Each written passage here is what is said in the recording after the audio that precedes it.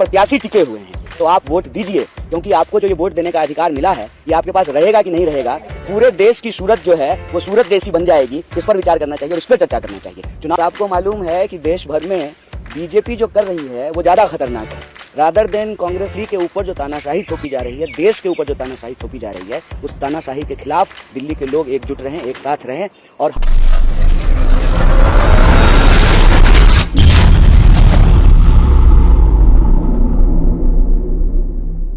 सबका स्वागत, आपके सभी दर्शकों का स्वागत।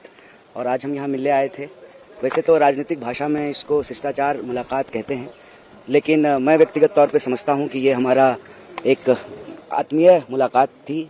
इस लिहाज से कि ये देश में जो परिस्थिति है अभी, जिस तरह से तानाशाही चल रही है, किसी को भी पकड़ करके बिला वजह जेल में बंद कर देना, इस तानाशाही के खिलाफ हम लोग पिछले कई सालों से लड़ रहे हैं और तानाशाही के खिलाफ इस लड़ाई में हम सब एकजुट हैं। तो उनसे हम ये बात कहने के लिए, उनको बताने के लिए कि इस लड़ाई को हम लोग सब मिल करके लड़ेंगे, एकजुट होकर के लड़ेंगे और देश में संविधान और लोकतंत्र को जिस तरह से समाप्त किया जा रहा है, इसको हम लोग बचाएंगे, संविधान को भी, देश को भी, और इस तानाशाही को खत्म करेंगे। चुनाव को लेकर भी बात की, कैंपेन को लेकर खास करके चुनाव प्रचार कर लिया, क्या आपने डिमांड की कि हमारी सीट पे जाएंगे? नहीं, 4 सीट पे हम चुनाव नहीं लड़ रहे हैं, हम 543 सीट पे चुनाव लड़ रहे हैं।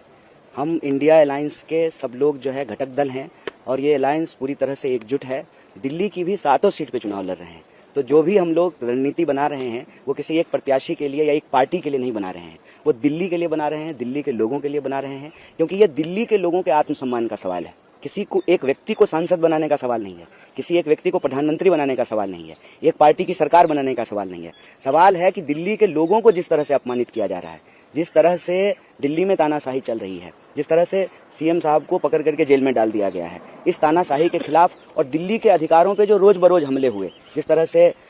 सुप्रीम कोर्ट के डिसीजन को ऑर्डिनेंस के तहत बदला गया, जिस तरीके से बार बार विकास के कार्यों को अटकाने की कोशिश की जाती है एडमिनिस्ट्रेटिव तरीके से, और अंततः कई नेताओं को पकड़ करके चुनाव के बीच में जो जेल में डाला गया है, मैं समझता हूं कि ये दिल्ली के लोगों को अपमानित किया जा रहा है। तो दिल्ली में जो लोकसभा का चुनाव हो रहा है, ये दिल्ली के आम लोगों के आत्मसम्मान की लड़ाई है और दिल्ली के ऊपर जो तानाशाही थोपी जा रही है, देश के ऊपर जो तानाशाही थोपी जा रही है, उस तानाशाही के खिलाफ दिल्ली के लोग एकजुट रहें, एक साथ रहें और हम सभी सीटों पर, 7 सीटों पर मिल करके लड़ रहे हैं और मिलकर रणनीति बना रहे हैं। अच्छा, कांग्रेस में भी फूट है आपके नाम को लेकर, लवली छोड़ देते हैं, खत लिखते हैं, आपका नाम भी का भी जिक्र करते हैं, तो इसे आप किस तरीके से देखते हैं? क्योंकि चुनाव के दौरान ये होना तो क्या नुकसान होगा या फिर किस वजह से आप मान रहे हैं? अव्वल तो जो है वो पत्र मुझे नहीं मिला है,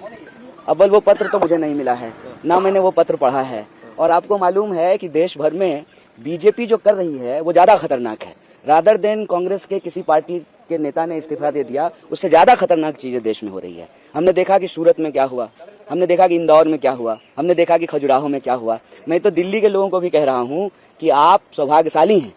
आपके पास मौका है कि आप वोट दे पा रहे हैं, आपके प्रत्याशी टिके हुए हैं, तो आप वोट दीजिए, क्योंकि आपको जो ये वोट देने का अधिकार मिला है ये आपके पास रहेगा कि नहीं रहेगा, पूरे देश की सूरत जो है वो सूरत जैसी बन जाएगी, इस पर विचार करना चाहिए और इस पर चर्चा करना चाहिए। चुनाव के दौरान पार्टी के भीतर प्रत्याशी को लेकर के या किसी नेता का इस्तीफा होना ये कोई नई बात नहीं है। नई बात ये है कि प्रत्याशियों को डरा के धमका के बिठा देना, प्रत्याशियों को अपने साथ मिला लेना और चुनाव ही नहीं होने देना, ये ज्यादा खतरनाक बात है। अभी तारीख तय नहीं है, तारीख तय होगी तो आप लोगों को सूचित करेंगे। अभी तारीख ही नहीं तय हुई है और हमने आपको कहा कि जो है ये मुलाकात जो है वो चुनावी नहीं है।